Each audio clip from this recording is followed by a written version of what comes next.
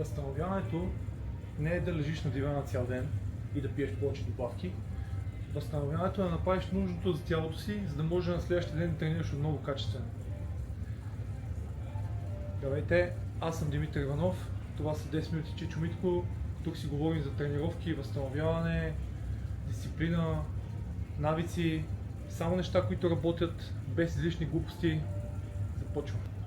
В миналия епизод ти обясних, че възстановяването е една от причините да се контузваш често. В този епизод ще поговорим защо тренировката, която правиш, е само половината от резултата, който търсим. Другата половина е докато не тренираш. И точно там повечето хора пъкат. Ако мислиш, че дисциплината ти е нужна само в залата докато тренираш и резултатите идват само оттам, не е така. Познавам хора в залата, които тренират 6 пъти седмицата, дават всичко от себе си, тренират наистина добре, но резултатите не са впечатляващи. Проблема не е в усилието, което полагат в залата. Проблемът е, че не остава шанс на тялото да компенсира, да се възстанови и да е готово за следващата тежка тренировка. И тук идва въпроса какво точно е възстановяването. Възстановяването не означава да не те боли нищо, да не се чувстваш хванат или уморен. Възстановяването означава да бъдеш психически и физически готов за следващата тежка тренировка или тежка седмица. И тук най-важните елементи не са скъпите играчки, които си купуваме и ползваме за възстановяване, нито добавките, които пием. Може би трите основни стълба на възстановяването са сънят, храната и хидратацията и възстановителните тренировки. Сега ще ги разгледаме леко по-отделно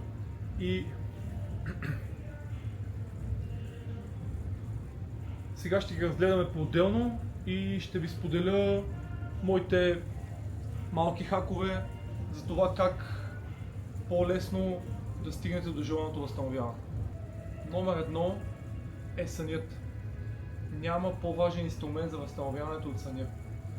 Под 6-7 часа сън на денонощие тялото не може да произвежда достатъчно растежен хормон, за да възстановяват мускулите.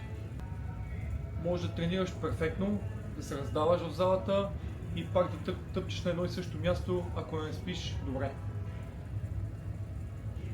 Някои от най-лесните стъпки към по-добър сън и по-добро възстановяване.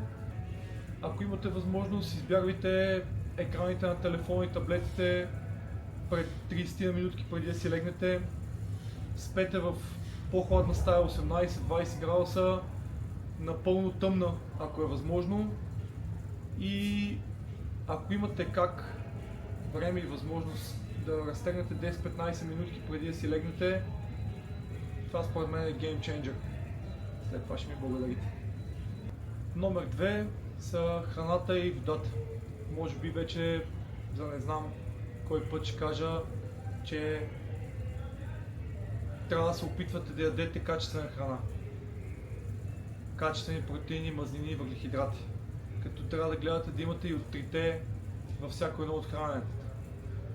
Според това дали имате нужда от повече или по-малко калории, трябва да имате едно или две междинни храненета, като ако може, гледайте основните ви храненета да бъдат 2 часа преди тренировка и ако взимате някакви снаксове или нещо по-лекичко преди тренировка, то да е 30-40 минути преди това. Избягвайте пакетираните храни, алкохола, газираното и ако може, тотално изключете бялата захар.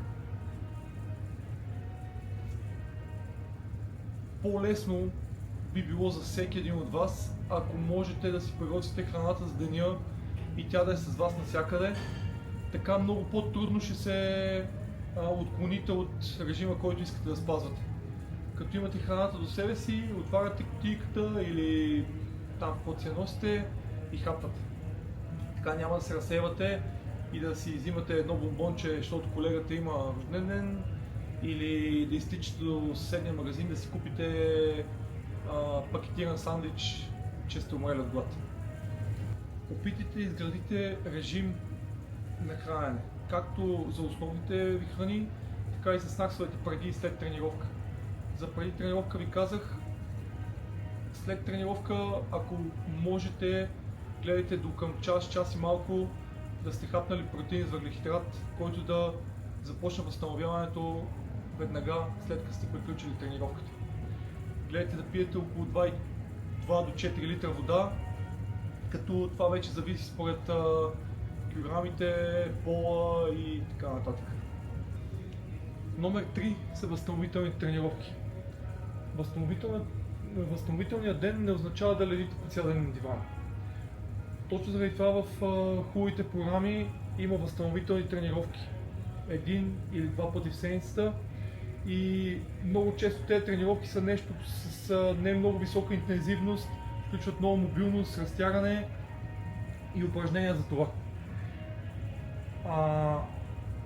Много хора пренебрегват тези тренировки, защото са скучни и мислят, че нямат никакъв ефект. Особено хората, които тренират по-запалено, мислят, че с тази тренировка не получават никакъв бенефит, а то е точно обратното.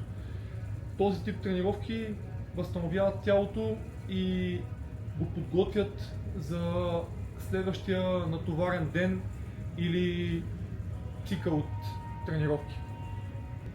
И тук грешката на по-сериозно трениращите е, че заменят тази тренировка с отново тежка тренировка или много интензивна и така сами си провалят напредък. Това са трите основни стълба на възстановяването.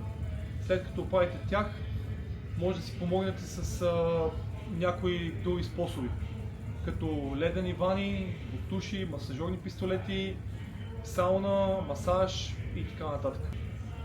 Много хора са за, други са против, подкрепят ги, отричат ги. Ледените душове са нещо, което така и не може да намери едно мнение за себе си. Аз лично ще ви кажа какво правя аз. Започвам почти всеки ден с леден душ или ледена вана. Така се чувствам зареден, много по-бодър и пълен с енергия. За ползите няма да говоря, има толкова много информация в интернет, че всеки може да влезе и да прочете и да си направи сметка дали му допадат или не. Другото, което използваме редовно, са компресиращите бутуши. Те са супер за възстановяване, помагат много. Смея да твърда, че особено в дните, в които имате тежки тренировки за крака или някакво бягане, са страхотен помощник в това да се чувствате по-добре. Масажните пистолети също са окей, може да ги използвате както за загръвка, така и да след тренировка да разпуснете някой прекалено натоварен мускул. За мен е доста добре, аз използвам го редовно преди и след тренировка. Друго, което би ги посъветвал е, ако можете да ходите на масаж веднъж седмично или веднъж на 2 седмици. Според мен това е едно от най-добрите неща, които може да направите за тялото си, да се възстанови, да се отпусне както физически, така и психически, да може да релаксирате.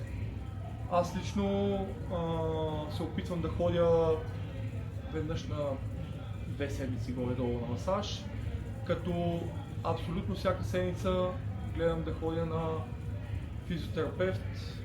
Имам едно момче, Миленчо, златни са му ръцете, много е добър в това, което прави. Ще ви оставя под видеото контакт, който иска, може да го посети. Момчето е топ.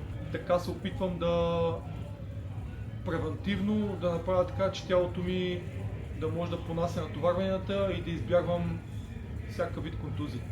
Това за мен са най-основните ви помощници във възстановяването.